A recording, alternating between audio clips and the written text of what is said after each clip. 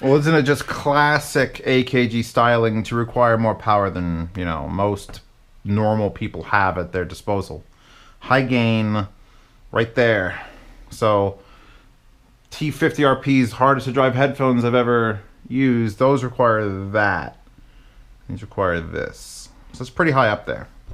Let me just attach this wire so I could... Oh, I can't. Oh. K612s.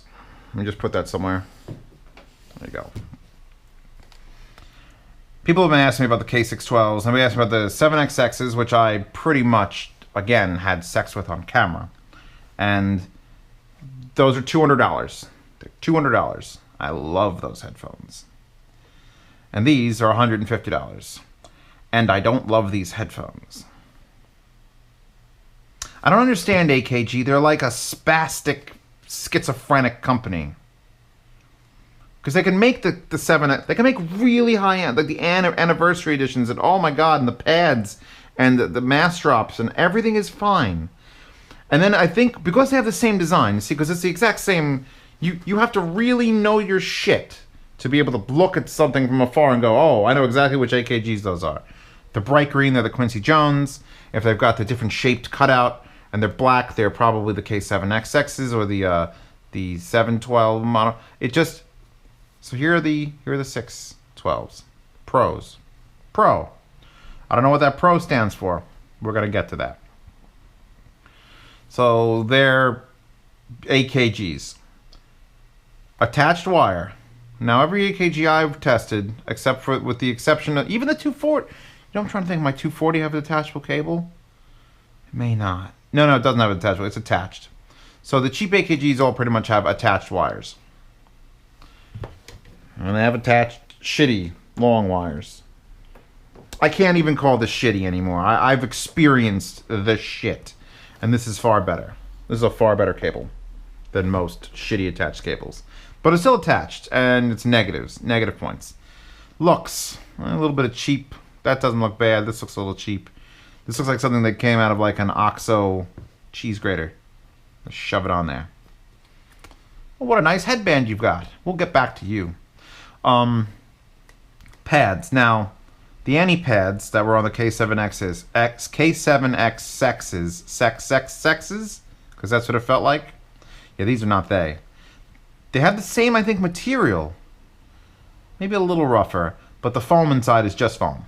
It's just foam. It's not memory foam. It doesn't stay. It's just foam, and it's going to break down. It's going to get filled with sweat, and you're going to be like, oh. Like I remember doing this to it and be like, oh. And they just didn't for these. These are just not those pads. At least they're big. At least they're big, and they fit around your ears. They use the same standard, weird concussion ball system here where the whole unit rotates around that. And now on to this. The fuck are you thinking, AKG? Let me explain. Headbands have to touch your head. Let me get the mezes for a second while they're still here. Look, the wires come off the mezes too. See this bit? This has to touch your head. And this has got the right shape. When you bend it, it flattens out. And it's padded and it stretches up. Much like this K7X stretches up. But did you notice how much it bends? Hold on, let me see if I can grasp this and do this. It's like a piece of fucking clipboard. This is like saddle leather. If it was even leather. I don't understand. This is the worst thing to touch the top of my head since the Quincy Jones with the little nubs that made you bald. I don't understand. Look at, there's the exact shape of a human head. Perfectly flat on top, like AKG and God intended. Yeah, there's no bending it even. It's just, oh my God, it's so stiff. It's so stiff and terrible. And they stamped the thing right here, made in China, or the People's Republic of China, on this. as sort of like a double insult to say, hey, you're going to wear our Chinese headphones, and guess what? We made this part too. Unacceptably uncomfortable. Alright? You want better? I could... It's denting my hand. It's impervious. They could wrap planes in whatever material this is, and they would be impervious to bullets and missiles and everything else. Garbage. This is garbage. Now, I don't want to ruin this whole headphone because of one thing. One very annoying fucking thing. So we'll go past it. We'll pretend that I put, I don't know, here. There we go. Okay. Ah, that's so much better now.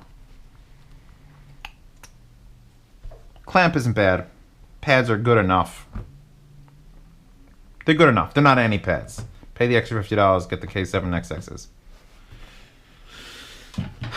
The real problem with these headphones comes when you stop bitching about that top bit and actually start playing music through it. Nice. That's exactly what this is going to do. So, we power them. Again, I had to take the K5 out.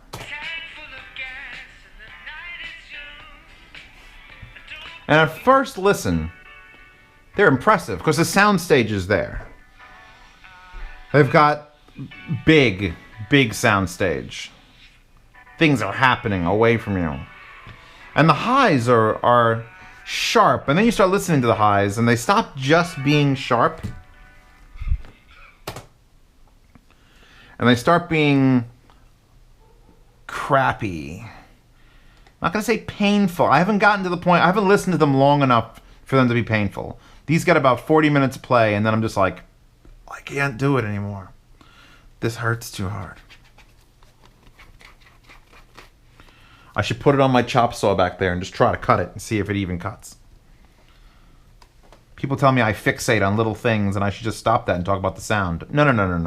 Because if you own these, because I make these reviews as if I bought them and I'm upset about the purchase. By the way, support on Patreon so I could buy things and get upset about the purchase. Again, when something is uncomfortable, I just almost discount it entirely because no one should have to wear uncomfortable headphones no matter how good they sound.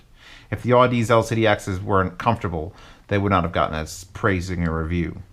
So once you get past this and you get to the actual sound, I could put it on like this, like Geordie LaForge with that in the back. Because the clamp is pretty decent and will hold it in place. Oh! Those highs just come in and they smash into the side of your head. Not like a beautiful, not like the Sonys or the AD2000Xs. These go way too much. Way beyond where they're supposed to be. And the bass is trying to be there. But just like the Quincy Jones had the problem of the bass was there, but it was muddy as fuck. And then the K7Xs came along and had amazing bass that was only ever beaten by the X2s. The X2s and the K7XX are like the same manufacturer, just the K7Xs were a little less refined in the low end and equally comfortable and only available through Massdrop, which made them a pain in the dick. So these are out now, and they're just...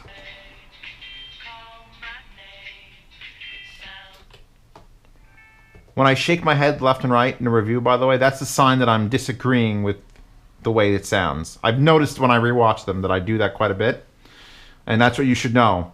If I'm going, no, it means I'm going, no, I do not want this to continue. Please stop it from happening. Oh, Bob Marley hurts. How do you make Bob Marley hurt?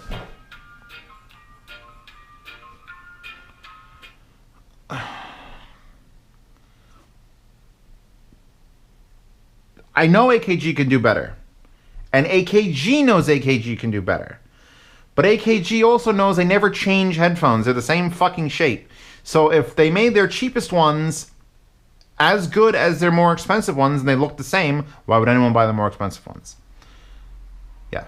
This is 2 AKGs in a row now. The Perception 99s, which were jokingly fucking awful.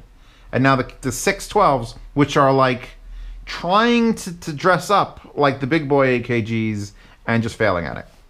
Yes, there's soundstage. I have to give them that. There is soundstage. But for music, right now, music, it ain't working.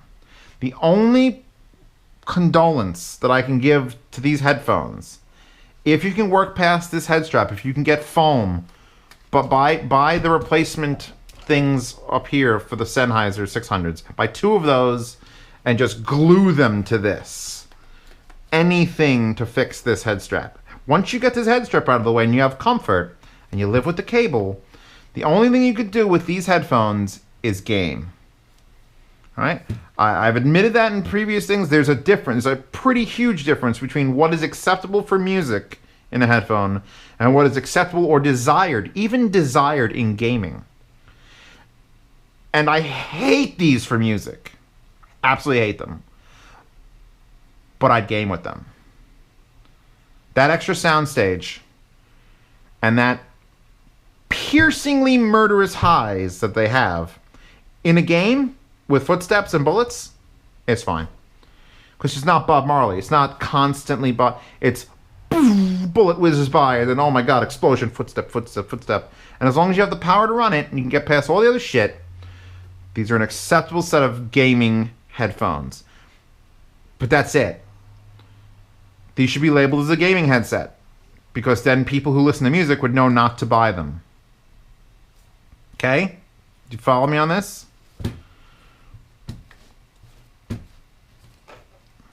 Smash. Yeah. So, hopefully I get a chance to take a crack at the 712s. Again, the Patreon supports any headphones you guys want to see done. I will pick them up, review them, and then resell them to the patrons after I'm done. It's a cool system, I think. I think it'll work out. But, hopefully they aren't shit, because then I'm going to have to lower the price quite a bit when I resell them. So the K612 Pro professional gaming headsets for professional gamers. I don't want bass, but do want soundstage and highs. Just so many fucking highs. Bob Marley is painful highs. And then that head strap. And attached wire. And now I back away. Back away. We're done with these.